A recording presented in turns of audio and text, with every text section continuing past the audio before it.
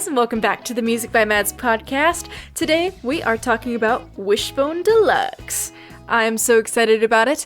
Before we actually get started, next week we're talking about The Great Divide, Part 2. Hopefully I'll have a guest. I still haven't asked the guest I have in mind, so hopefully they say yes. But I am very excited to talk about the deluxe version of The Great Divide that was already released. Can't believe, Noah Khan, you made my episode outdated. Rude. Anyways, today we're talking about Wishbone Deluxe. Conan Gray and Noah Khan, friends.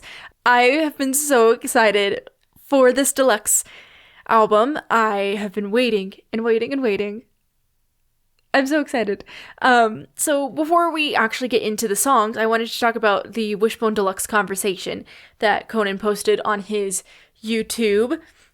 I love how happy he is with the tour. That was the first thing that really struck me during this conversation he had, was that he looks so happy. He looks so happy with his career, with this tour, just in general. He looks so much happier than we've seen him in the past, and that makes me really happy.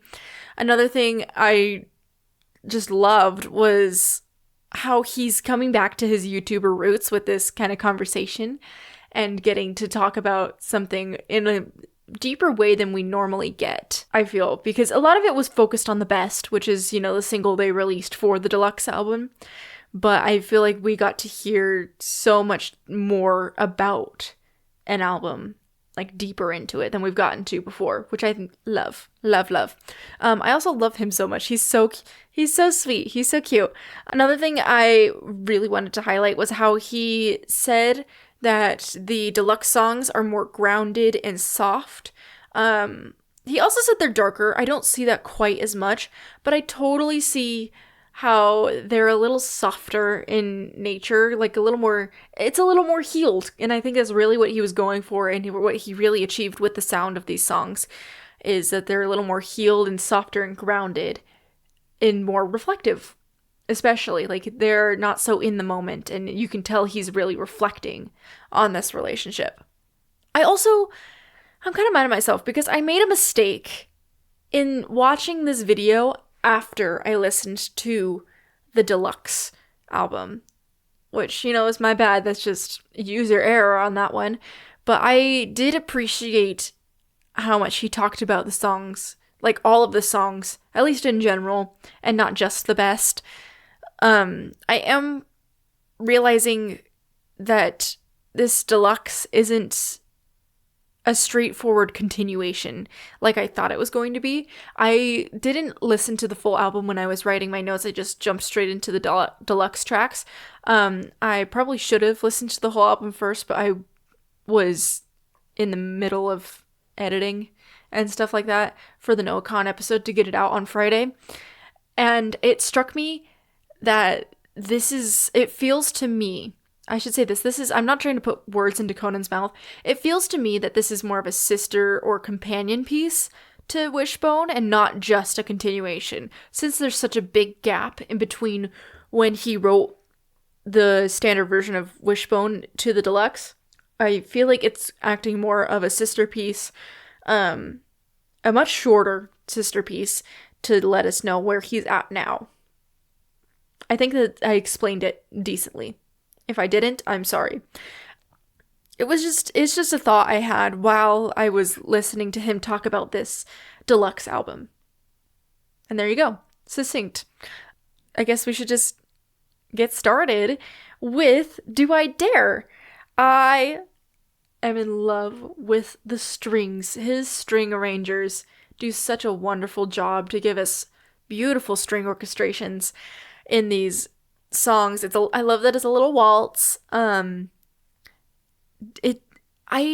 don't know how it came to be, but my thoughts the whole time were this is so much more Wishbone than I felt the rest of the album was. I went back and listened to it again. I don't know that I really think that anymore, but that was my original thought, was how is this more Wishbone-y than Wishbone? You feel? It's so interesting. It's such a real concept for something everybody's felt that way, like, maybe we made a mistake and we should go back and do it all again. Do not do it. But it's such a, like, do I dare pick up the phone and break the no contact that we have?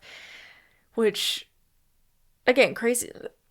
Not again, but, like, which is kind of crazy to me, because why do you want contact with someone you were in a previous relationship with, at least so soon after?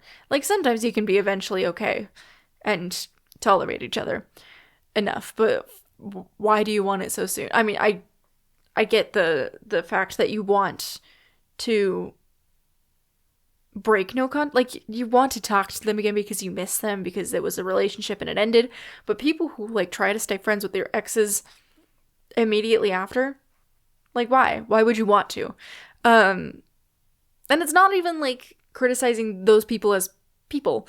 It's just, why would you want to do that? It just seems crazy to me, because I wouldn't want to. I never wanted to. And now I never have to deal with it again. Got one of these. It's great. I thought I noticed a little key change in the bridge, and I wish I had caught that in my outline when I was listening again. My bad. I should have listened to that again. I don't think it's a key change, because it didn't strike me when I was listening again, but maybe I missed that. It was like a common key. Common key? No, I'm combining two vocab words. I'm combining common chord modulation, which is like you use. I explained it. I explained it. Except it kind of in the Bruno Mars episode where I talked about a borrowed chord modulation where it's just for a little bit. This one is kind of a similar concept where it does take a chord used in two keys, but uses that chord as just a full modulation, and then the modulation stays for the rest of the key, for the rest of the song. The one I'm mixing it up with is not parallel keys. Parallel keys are major and minor of the same note. Oh my goodness. You guys, I'm forgetting everything. Not parallel. Oh my gosh. What is that word? Not parallel, but I don't remember. Okay, I'm just gonna let it ruminate. I'm gonna let it marinate in my brain, and we'll see if we get there eventually. This song feels very much like an introduction to something.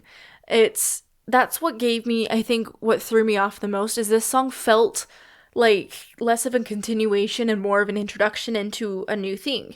But also keeping it so similar that it still fits in with the original thing. It's a weird concept in my mind. I think it's a sister piece, a companion piece, if you will, to the full standard deluxe. Standard deluxe, what's that? The full standard edition of Wishbone.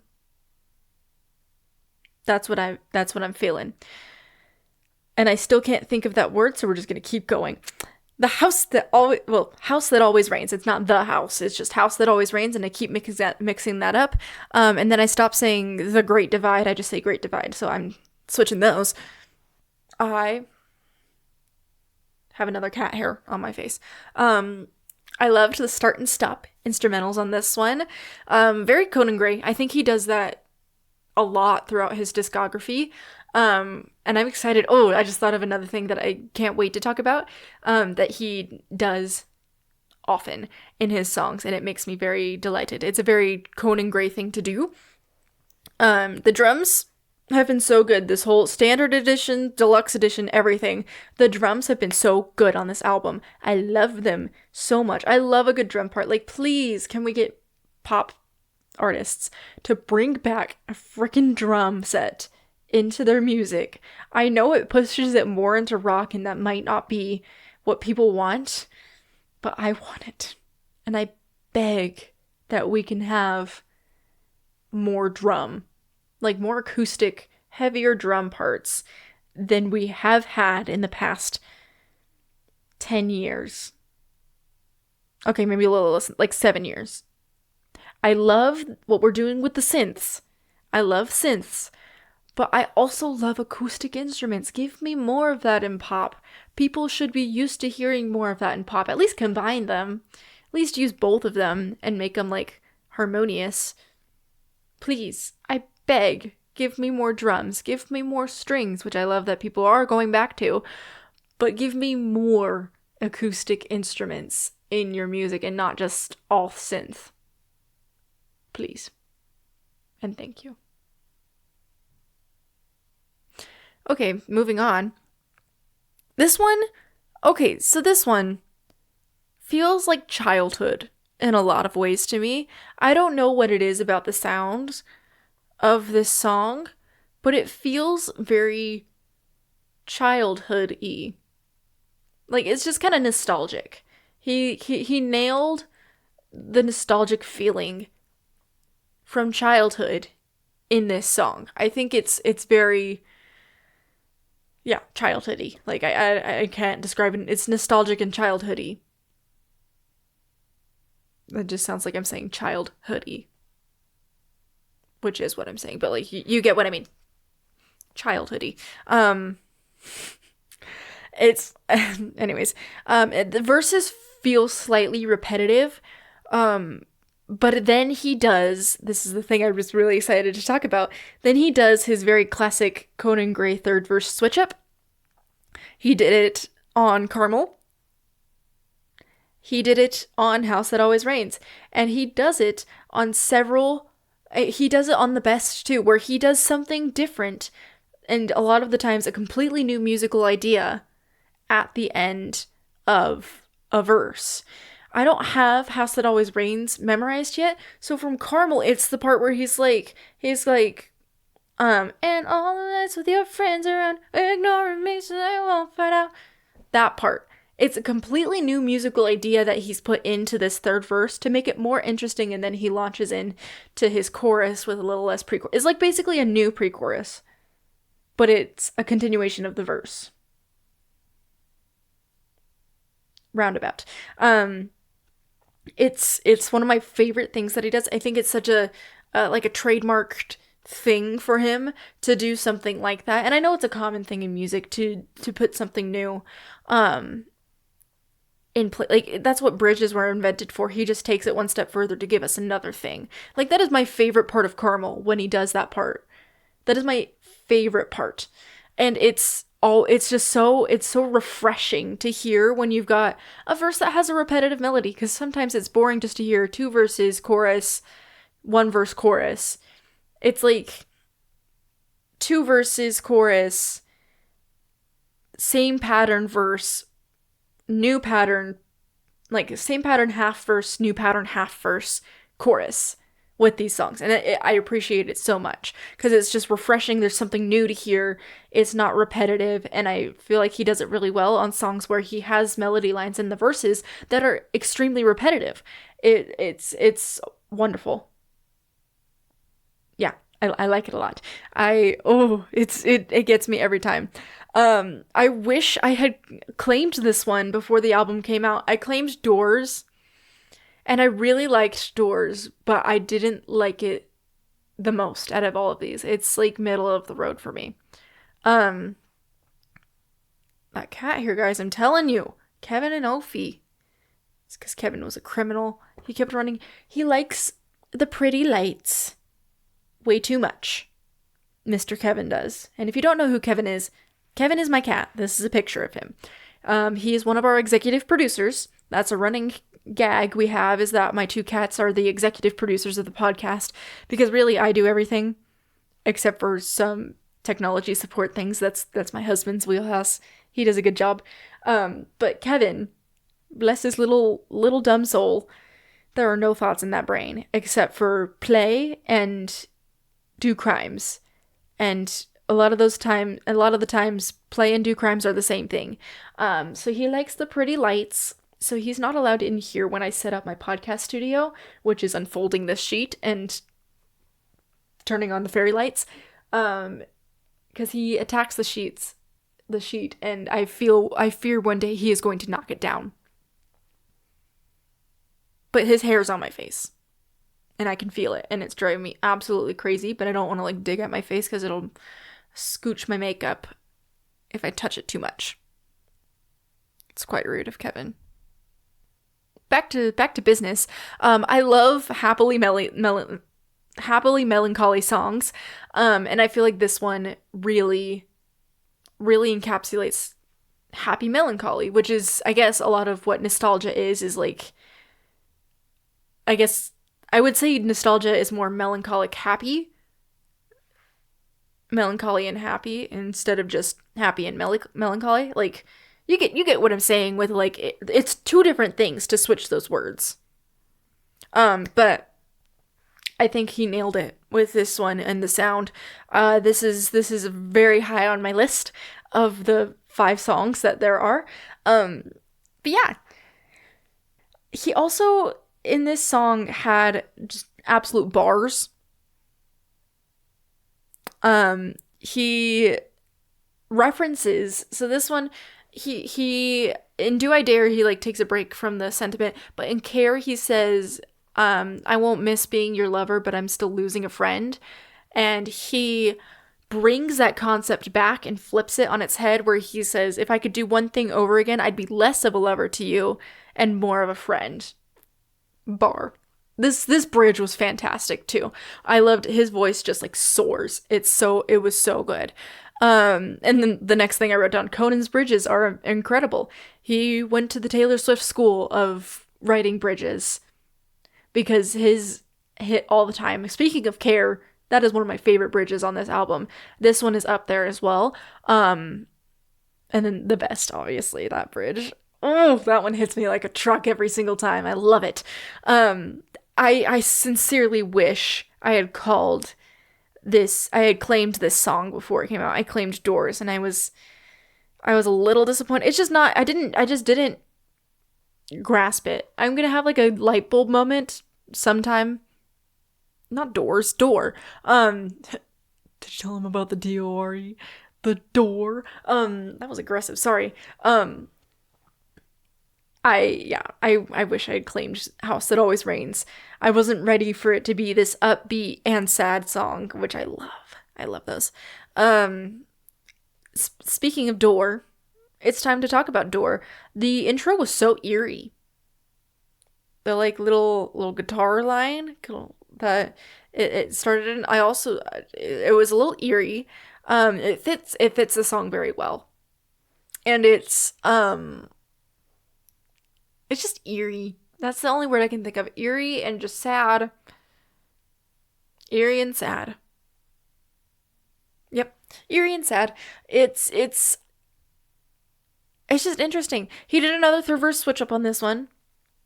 Love it. It's a very nice one. I did notice on Spotify, though, there is no animation. And I listened with my screen off when I re-listened, so maybe it's just shown up later.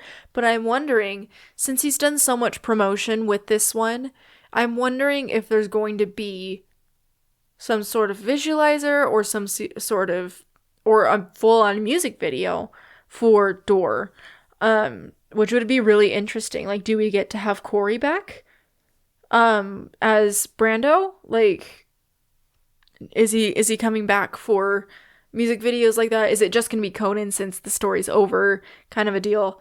I'd be very interested to see a music video for this song, and I feel like it would also make me like it a lot more, because maybe if I can visualize the concept, it'll be easier, you know? Yeah, I did like it. I will say, from the clip on social media, I was like, it's okay.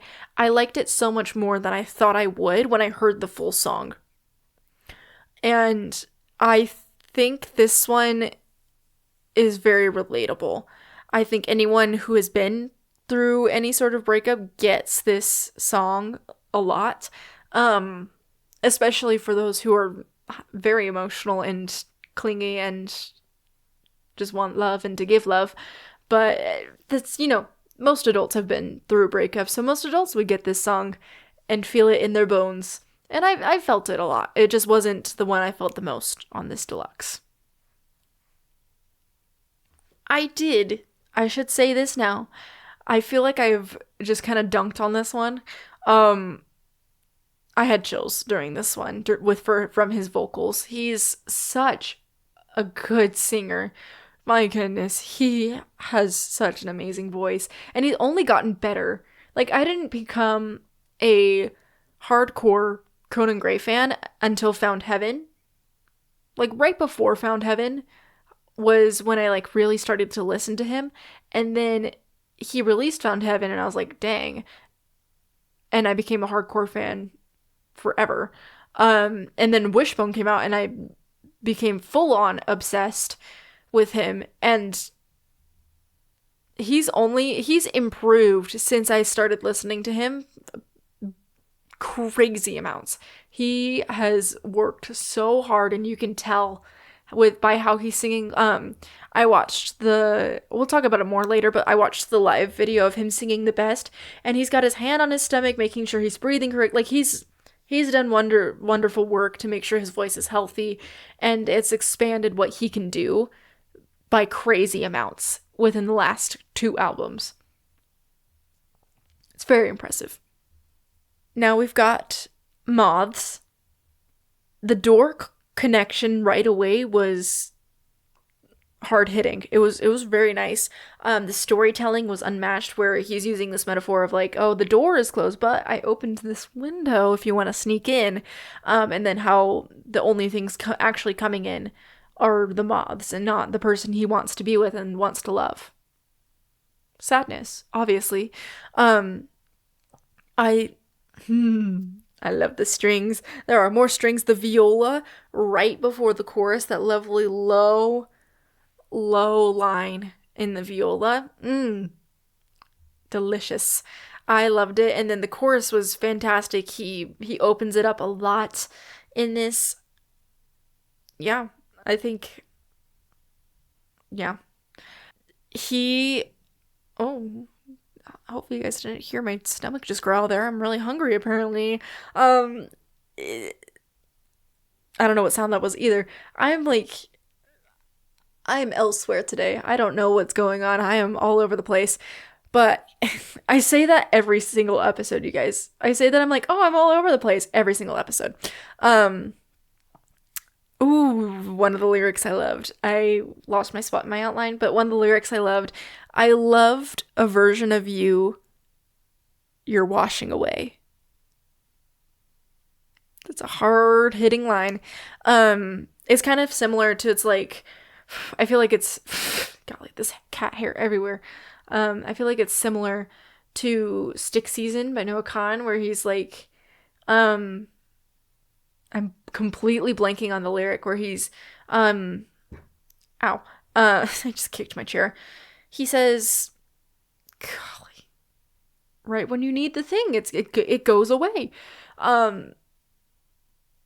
The version of you that I might not have lost but never had, or it's something similar to that. I think you guys will figure out what lyric I'm talking about based on that, but I feel like those are similar in concept. This one's a little more sad than that, I guess. Or at least it feels sadder to me. But yeah. Then he did another musical thing that I absolutely love when artists do. And that is layering the bridge over the chorus. Not enough people do that. Ben Rector did it on his latest album too, with More Than I Could Ask For. It's delicious every time.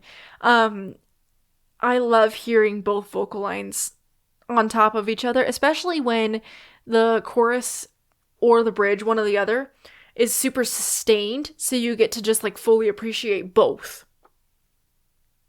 And I loved how this chorus was so sustained, he just like layered it on top of each other. It also kept the chorus from being boring. You know? Like, he could have just done the last chorus, maybe with more strings. He did more strings anyways, but like I feel like it would have left me a little more bored than I actually was if he had done only the chorus. Since he did the bridge and the chorus, it just takes up the interest a couple notches. You hear a new thing every time for a while when you're listening to it. It's wonderful. And then he does another cool, interesting musical thing. He repeats the first verse. I love when artists sandwich their songs like that, where they repeat their first verse. It's always a sadder version. It's always in sad songs too. Like, well, not necessarily. Cornelia Street does that, but I feel like it's most of the time sad when artists do that, and it takes it up 10 notches. It's wonderful. And then finally, on the last song of the Deluxe, the last song of the Wishbone era. I don't want it to be the last song in the Wishbone era. Conan, write more songs. The best. And I love this song with all of my heart. This song, I still maintain that this is one of the best songs, one of the best songs he's ever written. Ever. I cannot explain to you what it is, but this song has crack in it. And I don't know what's in the air for 2026, but I feel like so many artists have been putting out songs that just have crack in them. Like, why are they so addictively good? We're finding some sort of resurgence of music that's just, it gets you. And I feel like there's been so much music that's come out this year that has done it that way, and it's crack.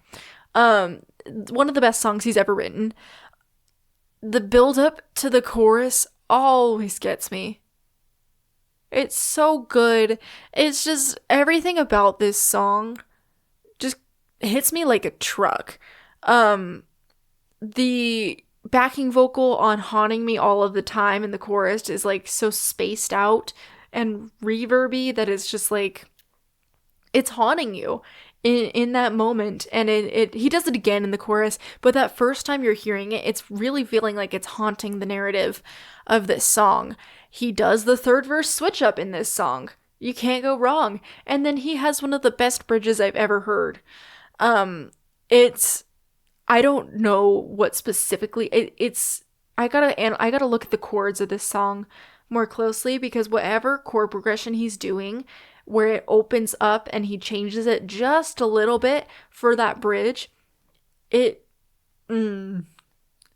diabolical. Conan Gray, you are diabolical with how you've written this bridge. It hits me like a truck every single time. I'm going to say that like 6 million more times about this bridge and this song. It hits me like a freaking truck. Full body chills. Like, the first time I heard it, I was floored. I was so floored when I saw a video of him performing this for the first time. I was floored. I jaw dropped. Full body chills.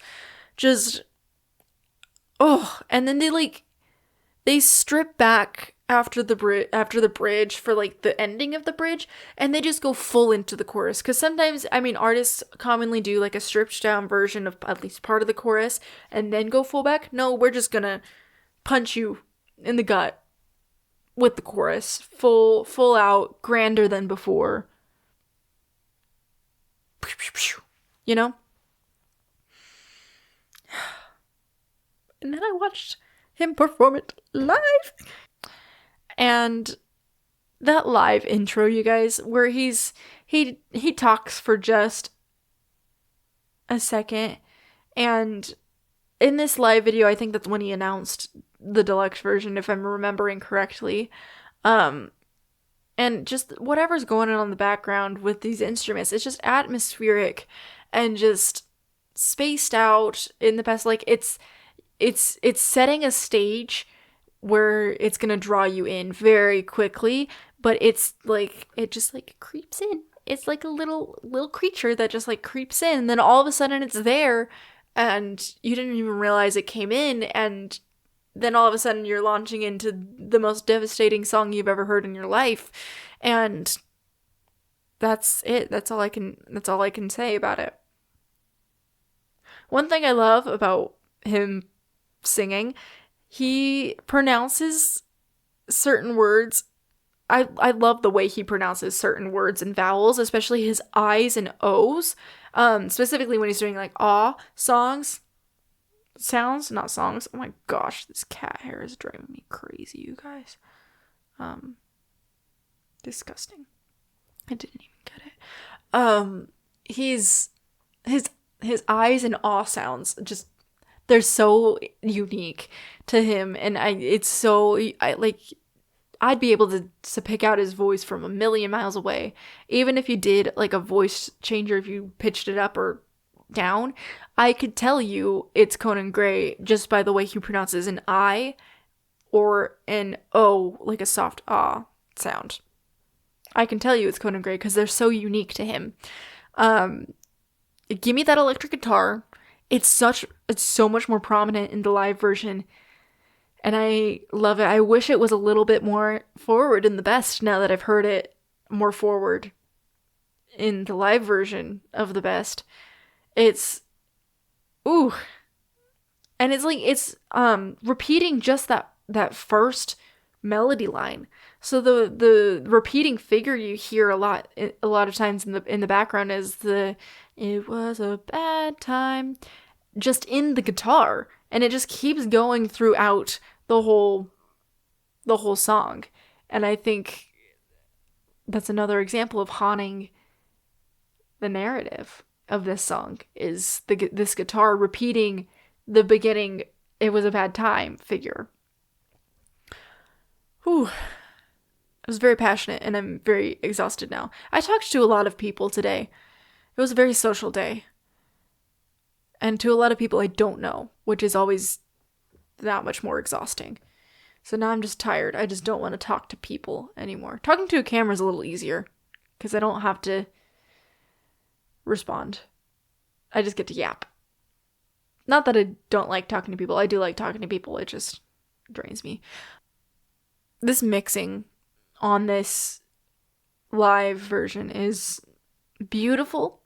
I appreciate a very well mixed live session. It's not even the best mix I've heard, but it's up there. The best live mix I've ever heard is Sabrina Carpenter's BBC Lounge performance of Good Luck Babe by Chappell Roan. Best mixed live performance I've ever heard. Her vocals are prominent, but you can also hear everything going on in the background without any trouble. 10 out of 10 mix.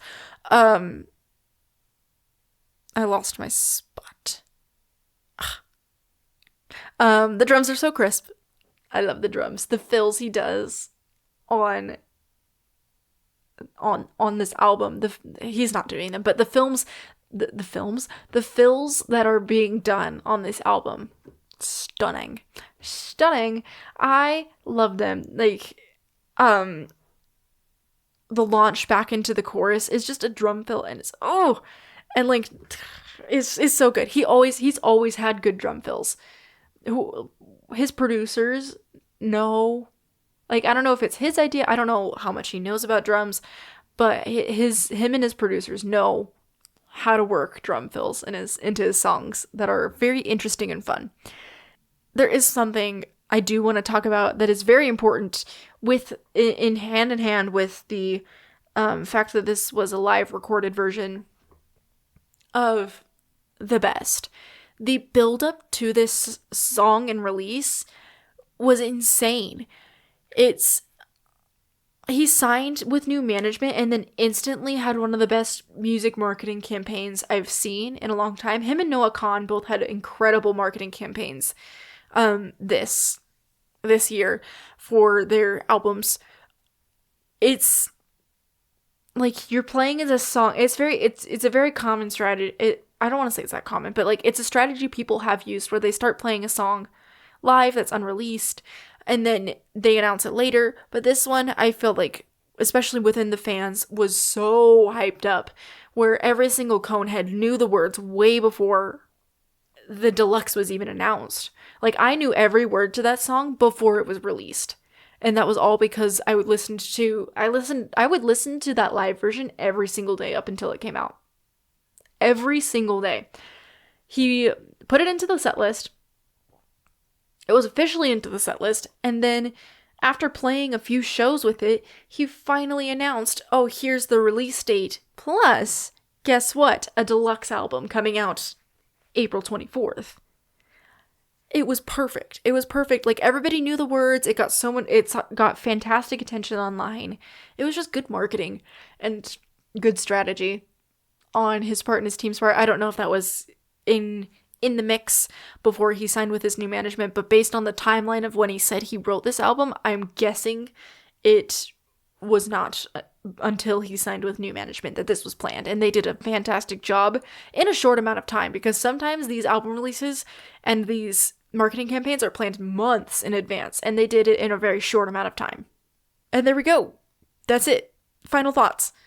I feel like I talked way longer than I thought I was going to today, and that just shows you how much I absolutely adore Conan Gray. Final thoughts for this deluxe version of Wishbone. I originally said that I thought The Best was the wrong choice for a single, but I think I'm wrong. The build-up was just everything about the marketing was so well thought out that I just don't think I can bring myself to say that any other of the songs would have been good. I think The House That Always Rains could have been a good single, and I think it would have fit well into what he was doing, but The Best is just the best. Another thing I was a bit thrown by, which is something I talked about, was that it wasn't just a continuation, it was kind of a companion piece. At least in my interpretation of it. I think we need to consider it. That was quite the stammer.